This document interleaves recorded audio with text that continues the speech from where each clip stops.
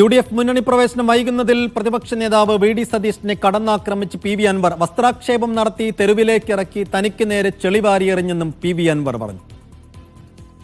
ഇന്നലെ അദ്ദേഹം പറഞ്ഞു അൻവർ വ്യക്തമാക്കട്ടെ. ഇത്രയും വ്യക്തമാക്കിയതാണല്ലോ, ഇനി എന്താ ഞാൻ വ്യക്തമാക്കേണ്ടത്? ഈ കഴിഞ്ഞ 3-4 മാസമായി ഒരു മനുഷ്യന്റെയും ഒരു പാർട്ടിയുടെയും എന്നെ വസ്ത്രാക്ഷേപം നടത്തിയിട്ട് എന്താ തെരുവിലേക്ക് വിട്ടിരിക്കുക അല്ലേ? ഇന്നലെ എന്താ ചെയ്തത്? വസ്ത്രാക്ഷേപം നടത്തി തെരുവിൽ വിട്ട് എന്റെ മുഖത്തേക്ക് ചെളിവാരി എറിയണം. അത് കാണുന്നുണ്ടല്ലോ എല്ലാം. ഇന്നലെ അദ്ദേഹത്തിന്റെ തീരുമാനം എന്താ? എന്നെ ദയാവധത്തിന് വിട്ടിരിക്കണം. ദയാവധം. എന്ത് തെറ്റാ ഞാൻ ചെയ്തത്? എന്തായാലും അൻവറിന്റെ കാര്യത്തിൽ ഇപ്പോഴും ഒരു തീരുമാനമെടുക്കാൻ UDFന് കഴിയുന്നില്ല, കോൺഗ്രസിന് കഴിയുന്നില്ല. മുന്നണിയിൽ എടുത്തു കഴിഞ്ഞാൽ അൻവർ ഒരു കോടാലിയായി മാറുമോ എന്ന ഒരു ആശങ്ക ഇപ്പോഴും UDFനകത്തുണ്ട്. അദ്ദേഹം മുന്നോട്ട് വെക്കുന്ന സീറ്റുകൾ, ഉപാധികൾ, അദ്ദേഹത്തിന്റെ ഡിമാൻഡുകൾ അതൊന്നും പെട്ടെന്ന് പരിഹരിക്കാൻ കഴിയുന്ന ഒന്നല്ല എന്ന ഒരു പൊതു ചർച്ചയാണ് ഇപ്പോൾ കോൺഗ്രസിനകത്തും UDFനകത്തും ഉള്ളത്. എന്തായാലും ഏറ്റവും ഒടുവിലായി എന്ത് സംഭവിക്കുന്നു നോക്കാം. മുഹമ്മദ് അസ്ലമും സാജിദ് അജ്മലും നിലമ്പൂരിൽ നിന്ന് ചേരും.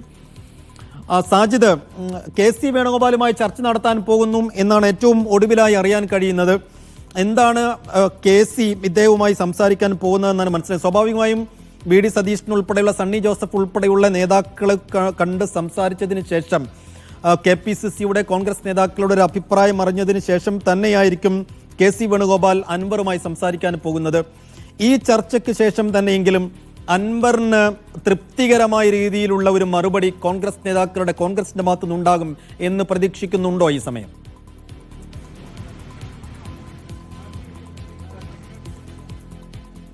സൈഫുദ്ദീൻ, കോൺഗ്രസ് രാഷ്ട്രീയവും നിലമ്പൂർ ഉപതെരഞ്ഞെടുപ്പും എല്ലാം തന്നെ ഈ ആര്യാടൻ ഷൗക്കത്ത് എന്ന സ്ഥാനാർത്ഥിയെ പ്രഖ്യാപിച്ചതിന് ശേഷവും പി.വി. അൻവറിൽ കേന്ദ്രീകരിച്ചാണ് നിൽക്കുന്നത്. ഞാനൊരു ചായക്കടയിലാണ്. എല്ലായിടത്തും പി.വി. അൻവറിന്റെ നിലപാട് എന്താകും എന്നുള്ളത് വളരെ പ്രധാനപ്പെട്ട ചർച്ചയായി തന്നെ തുടരുന്നു.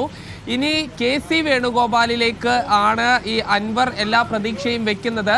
നമ്മൾ ഇന്ന് അൻവറിന്റെ വാർത്താ സമ്മേളനത്തിന്റെ തുടക്കം കണ്ട സമയത്ത് ഈ മനസ്സിലാക്കുന്നത് ഇതോടുകൂടി അൻവർ പൂർണ്ണമായി UDFിലേക്ക് കയറാനുള്ളൊരു ശ്രമം ഉപേക്ഷിക്കുന്നു, അദ്ദേഹം മത്സരിക്കുമെന്ന് പറയും എന്നുള്ളതാണ്. കാരണം വി.ഡി. സതീശൻ എന്ന പ്രതിപക്ഷ നേതാവിനെ അത്രമേൽ കടന്നാക്രമിച്ചാണ് ഈ പി.വി. അൻവർ വാർത്താ സമ്മേളനം നടത്തിയത്. പക്ഷെ അതിന്റെ അവസാനമാകുമ്പോൾ മുസ്ലിം ലീഗും കോൺഗ്രസിലെ ഭൂരിപക്ഷ നേതാക്കൾക്കും താൻ ഈ മുന്നണിയുടെ ഭാഗമായി വരണമെന്ന് ആഗ്രഹമുണ്ട്.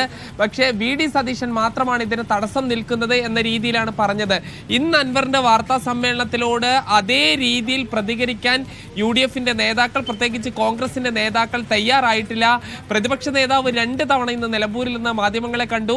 ആ സമയത്ത് താൻ നേരത്തെ പറഞ്ഞ കാര്യങ്ങളിൽ ഉറച്ചു നിൽക്കുന്നു എന്നാണ് പറഞ്ഞത്. കാരണം ഇന്നലെ അദ്ദേഹം പറഞ്ഞത് പി.വി. അൻവറാണ് ഒരു തീരുമാനം എടുക്കേണ്ടത് എന്നുള്ളതാണ്, അതിൽ ഉറച്ചു നിൽക്കുന്നു എന്നുള്ളതാണ്. പക്ഷേ ഇന്ന് AICC general secretary KC Venugopal ആണെങ്കിലും UDFന്റെ കൺവീനർ അടൂർ പ്രകാശ് ആണെങ്കിലും അതോടൊപ്പം മുൻ KPCC പ്രസിഡന്റ് K. സുധാകരൻ പൂർണ്ണമായും അൻവറിനെ പിന്തുണയ്ക്കുന്ന ഒരു അവസ്ഥയാണ് ഉള്ളത്. അതായത് കോൺഗ്രസ് നേതാക്കളും മനസ്സിലാക്കുന്നു പി.വി. അൻവറിനെ പൂർണ്ണമായി പിണക്കിക്കൊണ്ട് UDFന് ഒരു അനായാസ വിജയം ഒരുപക്ഷെ പ്രയാസമായിരിക്കും. അതുകൊണ്ട് പി.വി. അൻവറിനെ കൂടെ നിർത്തണം. പക്ഷേ അദ്ദേഹം പറയുന്ന എല്ലാ ഉപാധികളും പൂർണ്ണമായി വകവെച്ച് നൽകാൻ കഴിയില്ല. പ്രത്യേകിച്ച് ഈ UDFന്റെ സ്ഥാനാർത്ഥിയാണ് അദ്ദേഹം ഒന്നിനും കൊള്ളാത്ത സ്ഥാനാർത്ഥി എന്ന ഒരു ധ്വനി വരുന്ന രീതിയിൽ പറയുന്നത്. അതോടൊപ്പം തന്നെ UDFന്റെ ചെയർമാനായ വി.ഡി. സതീശനെയാണ് അദ്ദേഹം ഈ വളരെ മോശമായ രീതിയിൽ കരിവാരി തേക്കുന്നത്. അതുകൊണ്ട് എന്ത് നിലപാട് സ്വീകരിക്കണം എന്ന കാര്യത്തിൽ ഇപ്പോഴും ഒരു